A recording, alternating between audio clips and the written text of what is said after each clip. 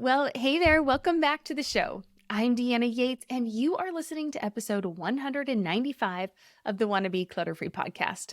On today's episode, I'm chatting with Janet M. Taylor about getting organized in our homes. I know so many people want the end product of a beautifully organized space, and Janet will help us look at where to start, what to do if we're overwhelmed, and how to declutter and organize at the same time. But before we get into our conversation, I want to say thank you so much for joining me today. I am so grateful that you are here. If you like what you hear today, there are a few ways you can help the show if you're interested. One, you can share it with a friend, and that also helps you get an accountability partner with you on your decluttering and organizing journey. So I love that option. Number two, you can leave a rating and a review for this show. You can do that pretty much on any podcast platform you listen to. On Apple, you can leave up to a 5-star rating and leave a review for the show. And on Spotify, you can also leave up to a 5-star rating and you can comment on the specific episode. You can also find this guest episode over on YouTube where you can subscribe and comment there as well. You can also comment and share the show on social media. So I'm on Instagram at Wannabe Clutter Free, and I would love to hear your thoughts about the episode over there. And finally, you can become a sponsor of the show for as little as $5 per month and get all of the episodes ad free. I will leave links in the show notes for you, and you can go to wannabeclutterfree.com/195 for more information. But that's enough housekeeping. Let's learn more about my guest this week. Janet leveraged her innate organizational prowess in 1994 when she founded Totally Organized LLC. She continues to wear multiple hats, serving as the host and producer of the acclaimed Got Clutter, Get Organized podcast, ranked number one in organizing and decluttering. Additionally, she contributes her expertise to Pierce College as a valued member of the advisory board for the business division. Her business earned recognition as one of Philadelphia's top minority firms by the Philadelphia Business Journal for 3 consecutive years, and she was even titled the Clutter-Free Queen when she appeared on The Rachel Ray Show. In 2020, Janet's own impeccably organized home was showcased on Apartment Therapy.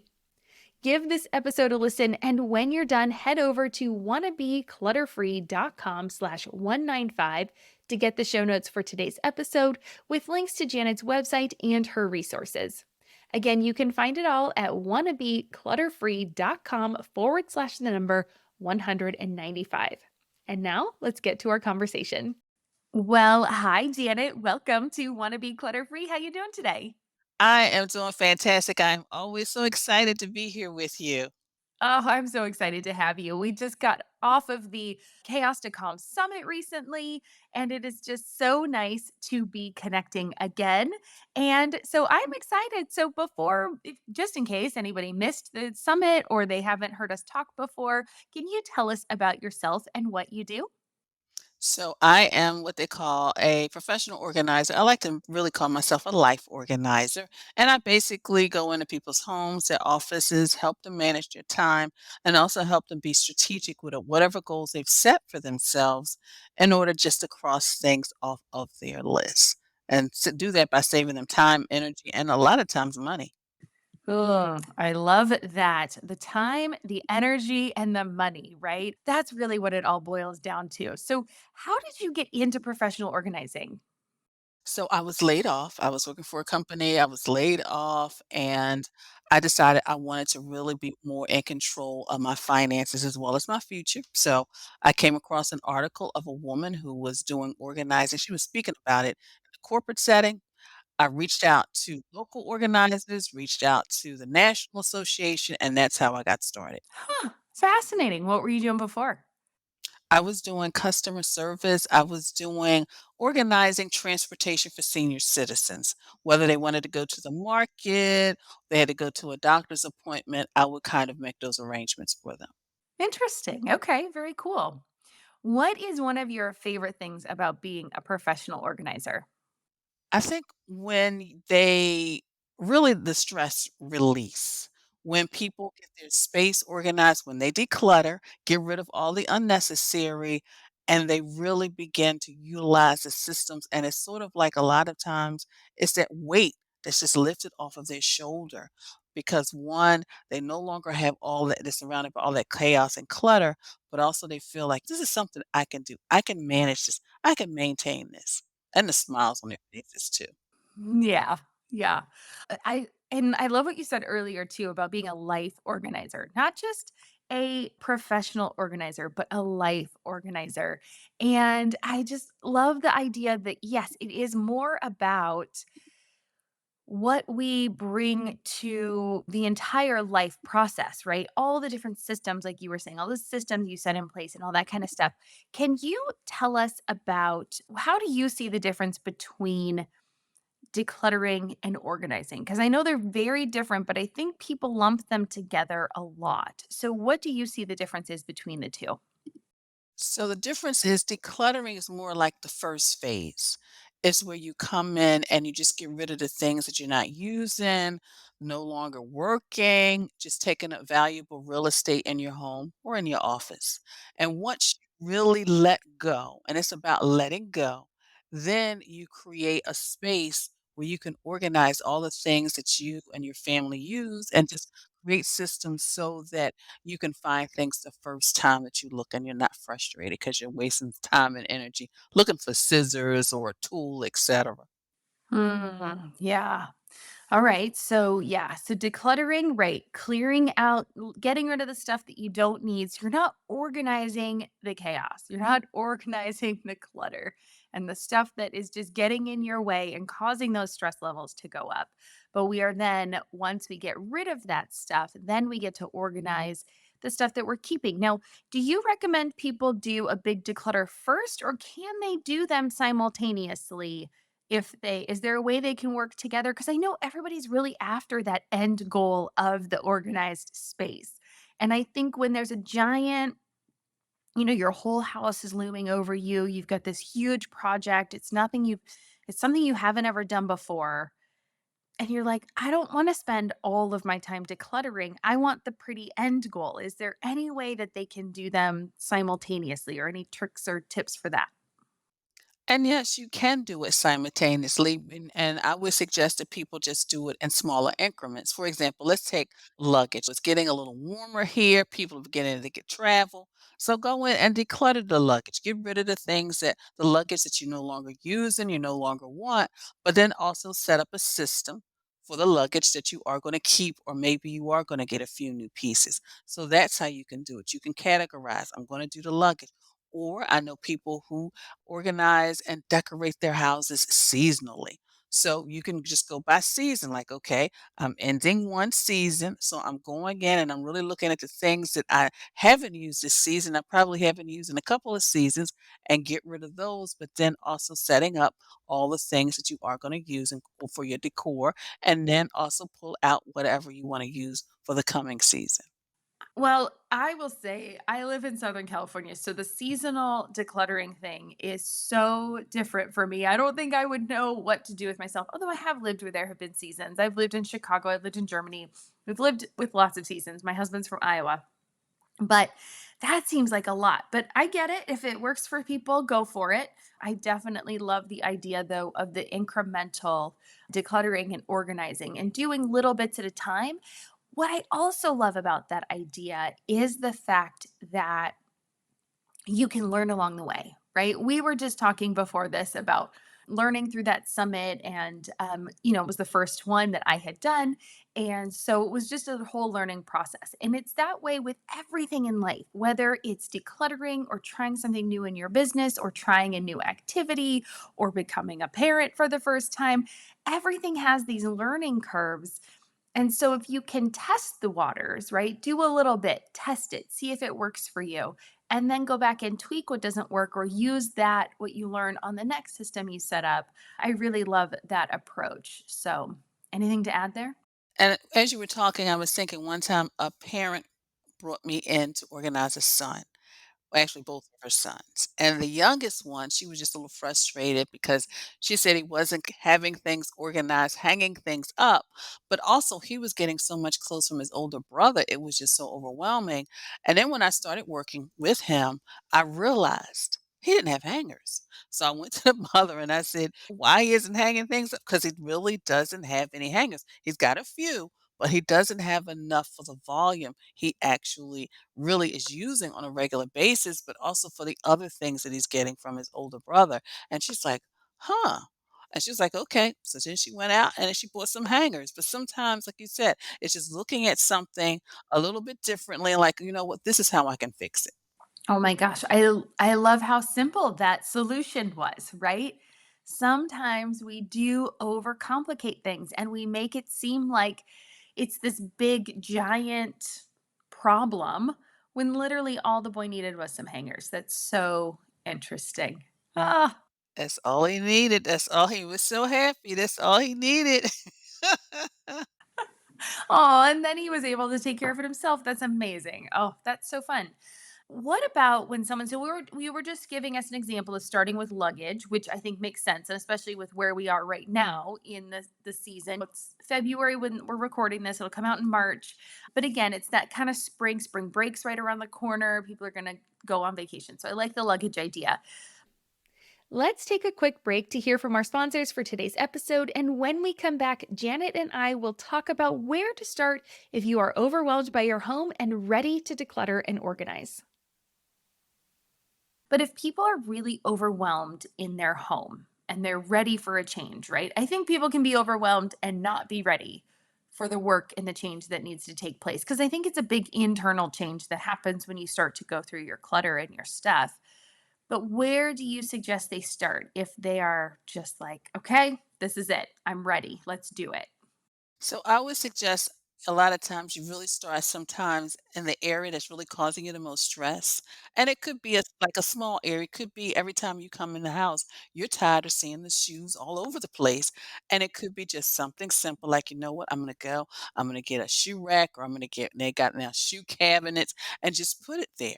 Or it may be the entry closet, or it may be the family room. And every time somebody goes and gets one of the accessories to the equipment, they just pull everything out. So whatever sometimes is just causing you stress, maybe start on that small area, focus on that, and just move to the next. So that one, when you go into the family room, those accessories will be organized and accessible. And actually, if you need a battery drawer, it'll be right there.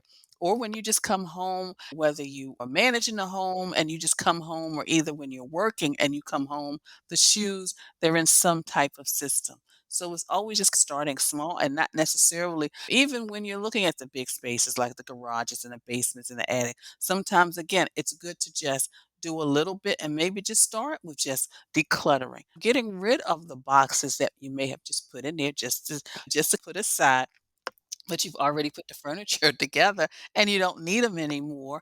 Or looking at something like, you know what, that tricycle's been here for a while. He's not going to use a tricycle anymore because now he's got his own car. He or her. So, so sometimes it's just really like looking and thinking about things. Oh, oh my God. I love that. He's not going to use a tricycle anymore. He's got his own car. Yes, he's not going to use it anymore. And sometimes you have to really look. And I remember I had a conversation with a client where they were keeping the high chair from their daughter. Now, mind you, their daughter was living in New York. She had been living there for years. She's like, "Well, Janet, just in case the grandkids come." And I said, "And I understand that." I says, "But also I understand this is a metal high chair. So right now those aren't really safe." And I said, "Also, just looking at your lifestyle and the way you and your husband operate, I know once the grandchildren come, you're going to run out and buy all new things." And she said, "You know what? That's right." So then they were able to let that go. Yeah. Yeah, really getting to that underlying, like, what is your modus operandi, right? Like, are you really going to be the person that's okay using the things from 20, 30 years ago? Or are you going to be that person that goes out and buys new? And no judgment here either way. I definitely am a big proponent of secondhand and reusing when you can. But again, when safety is an issue, absolutely not. So safety always comes first. But you said a word there a couple times of system. What is a system to you? What is like if someone hasn't tried putting together a system as we keep talking about, what does that mean? A system means being able to find something the first time. For example, a woman came to me and she said, Janet, she said, My husband just needs to change. He just needs to get organized. And I was like, okay, so what's the issue? And she said, he comes home, he just throws his hat here and his keys there. And I said, well, I said, a lot of times we have to look at how our routines and our habits. I said, so possibly a hook for his hat, a hook for his keys. That's a system. It's simple, but she said that may work. And then someone else shared with me that their college student was going in and out because he was going to college locally. And even though she had something in place, he still didn't feel like he had something for his backpack. So he was always putting it on the floor, but then realizing that, you know what, just a simple hook would help him. Or sometimes just creating a system so that maybe you can your system for your utensils. Some people like them in the drawer. I'm one of those people. I know, not that I'm a cook, but I like my utensils right on top in a cute little container. So when I'm cooking, stirring things, I can just grab things. So it's really creating things that'll help you function, help you be less stressful, and help you feel like you've got more control over your space, your things, but also your life. Mm. And what you said there too is so brilliant. Like whatever works for you, right? I'm a drawer person. I don't want to see it on my counter. I do cook every day, and so I want to go into a clean slate. I want to start with a blank so that it's so much easier for me to say like, okay, now I get out all my stuff and I put it here and I can do all the stuff. So it's just interesting, right? Everybody works differently. And that's why it is hard to say there's one blanket. But I like what you have said about where to start is somewhere that it's wherever's stressing you out, right? Whatever's creating the most friction for you on a daily basis, start there. I've also heard you say, and I've said this too, so I think it's a really great tip about going around your house and writing down. I call it my running to do list because sometimes I just get so overwhelmed. I'm like, oh my gosh, and there's so much going on in my brain. Everyone listening to this, like, please know you are not alone. Like, Janet and I do what we do probably because we need it. Well, I will say I need it maybe a little bit more than the average person. I needed to. I needed to because what I do is when there's little things, I have a cute little basket. And when there's like little things that I need to take care of, I just go put them in the basket and I make a note on my list, like on Saturday, deal with the basket. And then I'll just sit down and I'll take time. Okay, do I need to put this away? Do I need to shred this? Do I need to file this away? So it's like, just like you said, it's like creating some type of system, some type of routine, or just a habit of just maintaining order because life is life. You're going to come home, you're going to be a little tired, you're going to have to make the food, maybe do the homework, walk the dog. There's so many things. And then it's just really just grabbing all this stuff that needs to go back and just having a habit and a routine to do that. That's a fun system. I like that system. I do that for our daughter stuff because she likes to get stuff out, and then at the end of the night, there's like stuff everywhere, so I just put it in there, and then we deal with it on a regular basis. But I like that for me too, right? Having that for myself as well, and just yeah, creating those little systems as well. So, what do you do when you make that giant list? How does that list work for you? Because I've heard you talk about this, so I want to see if our systems are similar.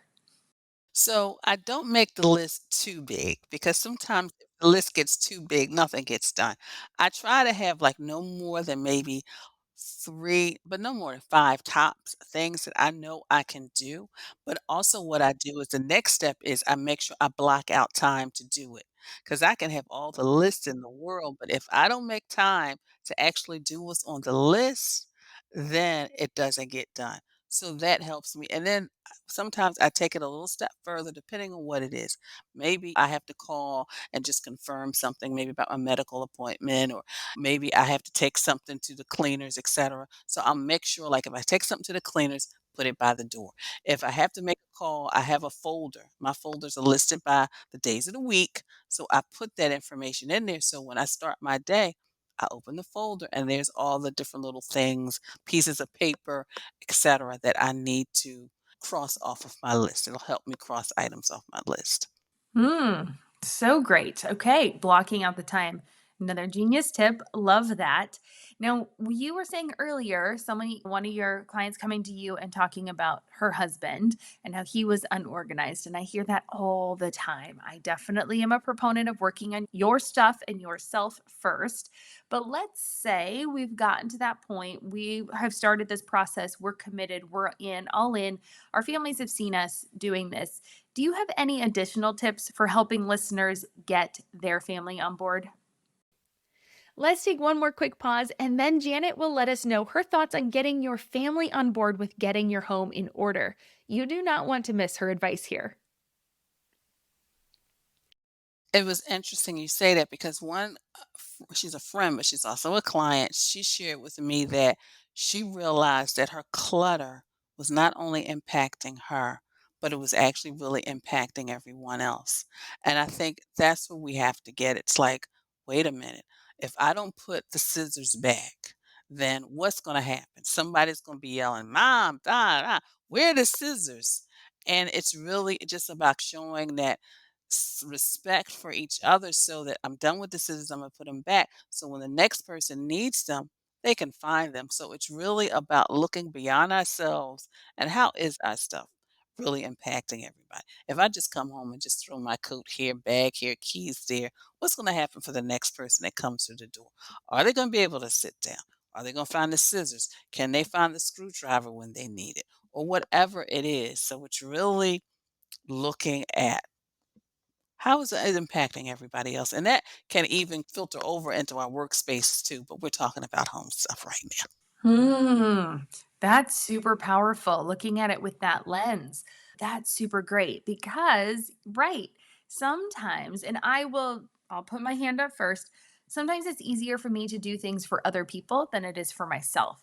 So if I have that lens on it of like, this is a way for me to care for my family, that is also going to make it a little bit easier to then remember to put the scissors back, to hang up the coat, to not put my purse on the floor, these kinds of things that can just happen if life is busy, right? You're rushing home from school and you've got to hop on a call or do something. Like it's really easy to do that. But if you just take the 10 extra seconds, it doesn't even take that long to just put things where they go. So that's really great. And that is true. Yeah, because one woman shared that her and her husband, they have like a little mailbox key. So, she didn't put it back. She didn't put it back, and she said he was frustrated because he was trying to figure out where it was, tearing everything up in the house, and she was like, "Thought, wait a minute, I think I was the last one that had it."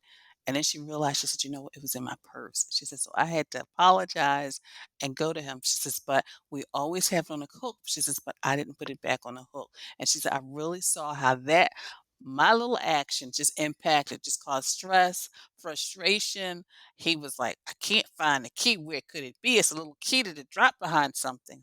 Yeah. Well, and so then too, also not getting so frustrated if your loved ones are in that cycle, right? Of not putting things back and not being respectful. And then maybe looking at it or having that conversation from that angle as well of like, hey, look, I know things are busy, but it's really helpful when the scissors go back so that I can find them or the kids can find them so that we don't have to have this 10-minute search for them when you knew exactly where they were, but we didn't want to bother you, or you were at work, or, something was going on. So, yeah, I just thinking, looking at it from those perspectives of how it actually impacts your life. Again, back to that life organizing and how that can make such a difference when you just take it back instead of blame and look at it from empathy or from a place of just like, okay, how can we work together? We are a team. Let's do this together. So, oh, so good, Janet. So, so good. Thank you. I have a personal question. What's your favorite space in your home and why? It is definitely my bedroom, and the reason is because I feel like that's after I've gone out and done everything, organizing or just hanging out, it's a place where I can go and I can almost, like, recharge. I love it because of the way the sun comes in, it just brightens the whole room, and also, I tell people I love it because the way my dresser is, I can sit up and I can just see all the nice little things on my dresser. I don't have anything except for, like, my perfume bottles and a few other trinkets, but I just like that, and that place just like it's like give me a warm hug when I go in there at night. Makes me relax, makes me feel like I just usually by the time I just even just sit on the bed, I'm ready to just, like, go to sleep, but yeah, that's my favorite space. Nice. Yeah, you were saying you're an early get ready, early wind down person. I'm a little bit later, but I also think might just be a different life stage at the moment. Yeah, I think it's a different life stage because it's just me. You got family. It's just me, so I'm like, "Yay." But I also get up real early too, so that's why. I just do both. Okay. Well, I'm telling you, it's different. It's a life stage. It's a life stage. It's a life stage. Yeah. But I still get a decent amount of sleep. I'm like in bed by 10 and up by 5. So it's 7 hours. It's respectable. It's not my ideal. I'll get to 8 eventually, but Well, for me, it's just usually a lot of time, it's just like the bed. It's like the bed. I'll read, I'll do this, I might watch. There's certain shows that just relax me because it's just really like a crafty kind of show. I always like to look at those shows where they're repairing something from the past and they just bring it to those are the kind of things that just relax me and bring me down at night. So yeah. ooh, I like that. All right. I'll have to get your favorite shows after this. But where can listeners find you? I know they're going to listen to this and want to connect and find out more about you and learn more from you. So where can they do that? They can do that by going to my website at janetmtaylor.com or they can follow me on Instagram. I am Janet the Organizer. Love it. Love it. And my favorite way to end every episode, so before I let you go, is with rapid fire questions. I have 3 of them. And the first one is, what does clutter free mean to you? It just means being able to enjoy my space. Being able to just, if I have a do nothing day, sit in a chair and enjoy it, seeing just all the beautiful things that I've loved and I've collected over the years with no clutter in the way. Hmm. Number 2, what is making you happy right now or in this season of your life? I think in this season of my life is the fact that I am 60 and I am just excited about I never thought at this point in my life there would be new opportunities and meeting new people like you. So that is really what's making me happy. And of course, I went out yesterday and I'm like, "Oh, it's time to pull out the sandals." So nice. Yeah, there's a big warm spell going through the country right now. Enjoy it because I think rain's coming. But anyway, it's that time of year, right? It's the ups and downs. We enjoy the ups, we deal with the downs. That's right. That's right. All right, I'm gonna go a little off real quick because I know, again, this is supposed to be rapid fire, but I can't. I love that you are open to new opportunities. I was talking to a friend, so I had a birthday recently, and I told her, I was like, I cannot believe I am now mid 40s.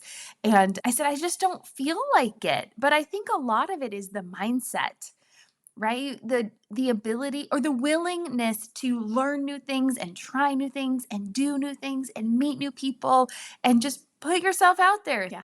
It is true because I mean my mentor is will be 80 this year and she's like gets on her bike every day.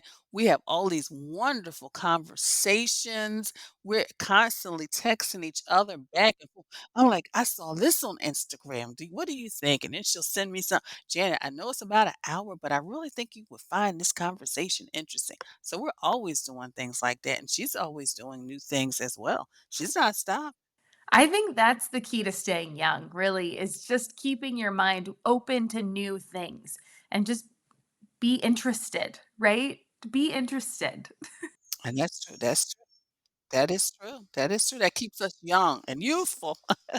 Yes, yes, I love that. So, all right. And then the third one, because I got a little off track there, the third one is, what's a goal you have for yourself this year? I would like to walk across the Ben Franklin Bridge again.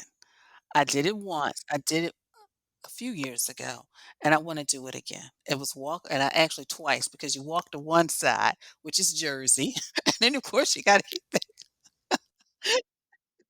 go back, and it was fun because it was a group of women, it's called Girl Trek, so we had our blue T-shirts on, we were just walking across, people were honking their horns, it was just really, really nice, and I wanna do that again.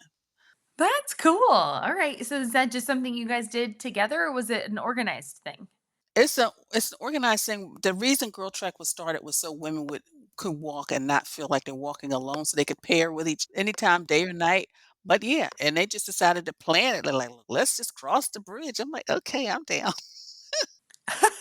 I love it. I'll try something new. Let's do it. And now you want to do it again. I love that.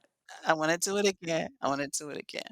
Oh, that's so good. Awesome. Well, Janet, thank you so much for joining us today. The information on organizing and putting together systems, I think that's really going to help people understand where they can start and start to really make some great progress in their life. And hopefully they'll come check you out as well because you, my dear, are wonderful. Thank you so much. I so enjoy being here, and I can't wait till we can be in person.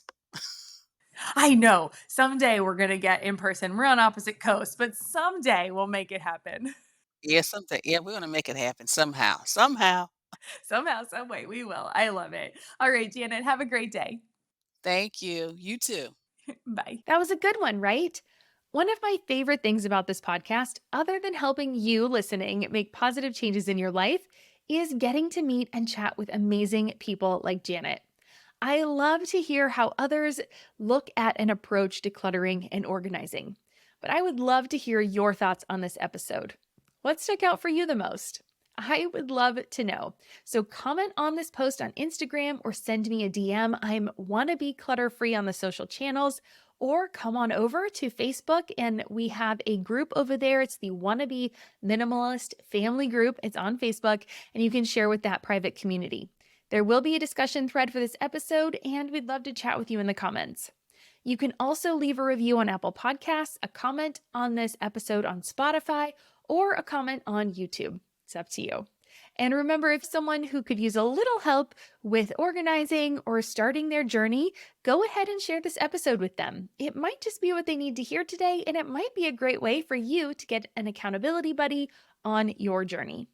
And of course, special thanks to Janet for joining us on the show today and for sharing her amazing tips for getting organized and how we can incorporate decluttering and organizing together. And of course, that empathy moment of looking at respect and empathy for when we get our family on board. Remember, you can get more detailed show notes and all of her links by heading over to wannabeclutterfree.com/195. Again, that's wannabeclutterfree.com/195 to find out more about Janet. And as always, thank you for joining me today too. With that, I hope you have an amazing day, and I will see you back here next week for a solo show. Until next time, take care, keep things simple, start where you're the most frustrated, and remember, I believe in you. I know that you can do this. I'm Deanna Yates, and you've been listening to Wannabe Clutter Free. I'll see you next week. Cheers.